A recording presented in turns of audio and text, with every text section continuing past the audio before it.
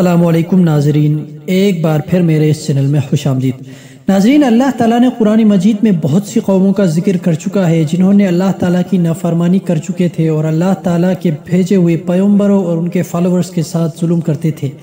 اسی وجہ سے ہی اللہ تعالیٰ نے دنیا میں ہی ان کو سزا دے دی اور ان کو نشان عبرت بنا دیا تھا۔ ان قوموں کے آثار اب بھی کچھ دنیا میں موجود ہے۔ اسی طرح نوح علیہ السلام کی قوم کو بھی اللہ تعالیٰ نے پانی میں غرق کر دیا تھا اور نوح علیہ السلام اپنے خاندان سمیت جانوروں اور دوسرے حشرات کی جوڑی لے کر کشتی میں سوار ہو گئے تھے، تو دوسری طرف دنیا سے پوری زندگی ختم ہو گئی تھی۔ صرف زمین پر حضرت نوح علیہ السلام اور اس کے خاندان کے کچھ افراد بچ گئے تھے۔ اس کے بعد انسانیت کا سلسلہ نوح علیہ السلام سے دوبارہ شروع ہوا تھا، اسی لیے نوح علیہ السلام کو آدم الثانی بھی کہا جاتا ہے۔ ناظرین، آج کی اس ویڈیو میں ہم اس کشتی کے بارے میں بات کریں گے کہ وہ کس جگہ پر آ کر ٹھہرا تھا اور آج کل کس ملک میں موجود ہے، اور سائنسدان اس کے بارے میں کیا کہتے ہیں۔ ناظرین، نوح علیہ السلام کا واقعہ دوسری آسمانی کتابوں تورات، زبور اور انجیل میں بھی موجود ہے، جس کی وجہ سے عیسائی سائنسدانوں کی ایک ٹیم اس پر تحقیقات شروع کی تھی، اور 2010 میں انہوں نے اعلان کیا تھا کہ نوح علیہ السلام کی کشتی کا پتہ لگا چکے ہیں۔ ناظرین، اس ٹیم کے مطابق یہ کشتی مشرقی ترکی کے کوہ ارارات پر ملی ہے، جس کی چوٹی کی بلندی 12,000 فٹ بتائی جاتی ہے۔ ناظرین، اس ٹیم کے مطابق اس کشتی کے 3 منزل ہے اور یہ کشتی برف میں پوری طرح پھنس چکی ہے۔ گزشتہ کئی برسوں سے کئی تحقیقاتی ٹیمیں اس کشتی کو تلاش کرنے میں مصروف تھی۔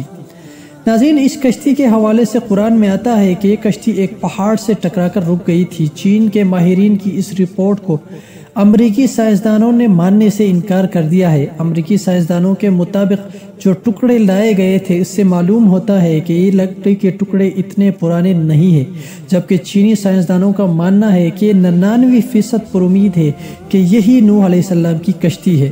ناظرین، عرب اخبارات نے بھی اس پر سوال اٹھائے تھے کہ واقعی کیا یہ نوح علیہ السلام کی کشتی ہے۔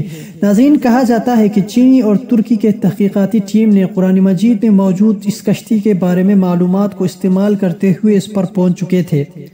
ناظرین، اس ٹیم کے چینی سائنسدان نے باقاعدہ طور پر پریس کانفرنس کر کے اس کے بارے میں بتایا تھا اور کہا تھا کہ یہ کشتی جگہ جگہ سے ٹوٹی ہوئی ہے، اور اندر جانے سے معلوم ہوتا ہے کہ اس کشتی میں الگ الگ کمرے بنائے گئے تھے اور ہر کمرے کی اونچائی تقریباً 5 میٹر بتائی جاتی ہے۔ ناظرین، اس ٹیم کے مطابق یہ کشتی 4800 سال پرانی ہے۔ دوسری طرف کہا جاتا ہے کہ اس کشتی میں کئی صندوق بھی موجود تھے جنہیں وہ کھول نہیں پائے۔ ناظرین، دوسری جنگ عظیم کے دوران بھی لکڑی کا ایک ٹکڑا مل گیا تھا جس پر اس کشتی کے متعلق کچھ اہم معلومات لکھی گئی تھی، جو کہ اب برطانیہ کے میوزیم میں رکھا گیا ہے۔ ناظرین، کشتی کے ٹھہرنے کی جگہ کے متعلق قرآن میں بھی موجود ہے، جس کے مطابق یہ کشتی جودی پہاڑ میں ٹھہر چکی تھی، جو کہ عراق اور شام کے قدیم باشندے یہ سمجھتے تھے کہ کشتی کوہ کردار پر ٹھہری تھی۔ یہ مشہور پہاڑ جزیرہ ابن عمر کے قریب واقع ہے۔ یہ مقام بھی اب ترکی کے حصے میں آتا ہے، تاہم عراقی سرحد بھی اس سے متصل ہے۔